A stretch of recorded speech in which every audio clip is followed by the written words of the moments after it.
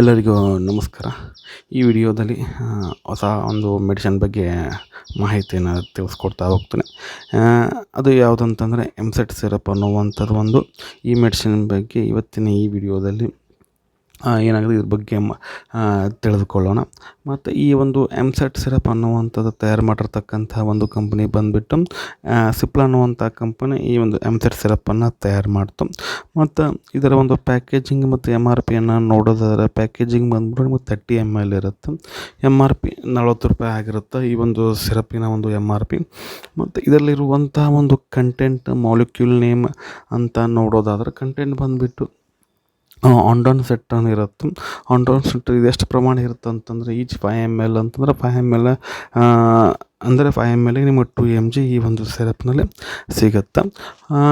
ಈ ಎಂಸೆಟ್ ಸಿರಪ್ ಅನ್ನುವಂಥ ಯಾವೆಲ್ಲ ಒಂದು ಕಂಡೀಷನ್ ಒಳಗೆ ಬರೆದು ಕೊಡ್ತಾರೆ, ಯಾವುದಕ್ಕೆಲ್ಲ ಯೂಸ್ ಮಾಡ್ತಾರೆ ಅಂತ ನೋಡೋದಾದ್ರೆ ಇದು ಬಂದುಬಿಟ್ಟು ನಿಮಗೆ ನಜಿಯಾ ವೊಮಿಟಿಂಗಿಗೆ ಯೂಸ್ ಮಾಡ್ತಾರೆ. ಅಂತಂದ್ರೆ ವಾಂತಿ ಬಂದಂಗೆ ಆಗ್ತಿರ್ತದೆ ಅಥವಾ ವಾಂತಿ ಆಗ್ತಾ ಇರುತ್ತೆ ಅಂಥ ಸಂದರ್ಭದಲ್ಲಿ ಈ ಒಂದು ಸಿರಪ್ಪನ್ನು ಡಾಕ್ಟ್ರ್ ಏನು ಮಾಡ್ತಾರೆ ಬರೆದು ಕೊಡ್ತಾರೆ.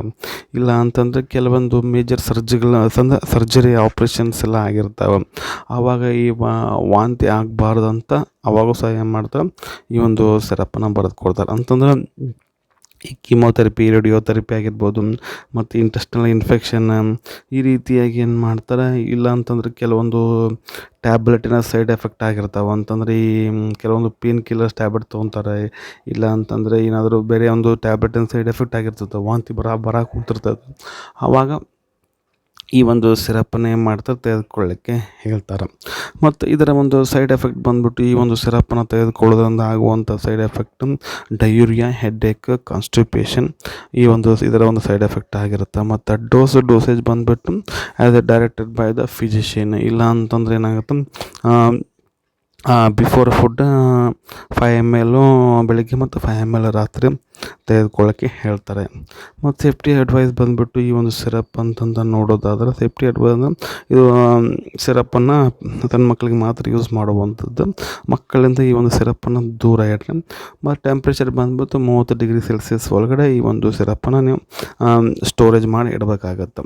ಇದಾಗಿತ್ತು ಸ್ನೇಹಿತರೆ ಇವತ್ತಿನ ಈ ಒಂದು ವಿಡಿಯೋ ನಮಗೆ ಹೆಂಗೆ ಅನ್ನಿಸ್ತು ಅಂತ ಕಮೆಂಟ್ ಮಾಡಿ. ವಿಡಿಯೋ ಇಷ್ಟ ಆಗ್ತದೆ ಒಂದು ಲೈಕ್ ಮಾಡಿ, ಅದಷ್ಟೊಂದು ವಿಡಿಯೋನ ಶೇರ್ ಮಾಡಿರಿ ಅಂತ ಹೇಳ್ದೆ ಮತ್ತೆ ಮತ್ತೊಂದು ಮತ್ತೆ ಸಿಗ್ತೀನಿ. ಅಲ್ಲಿವರೆಗೂ ಬಾಯ್. Thanks for watching. ಆರೋಗ್ಯ ನಮ್ಮ ಕೈಯಲ್ಲಿ.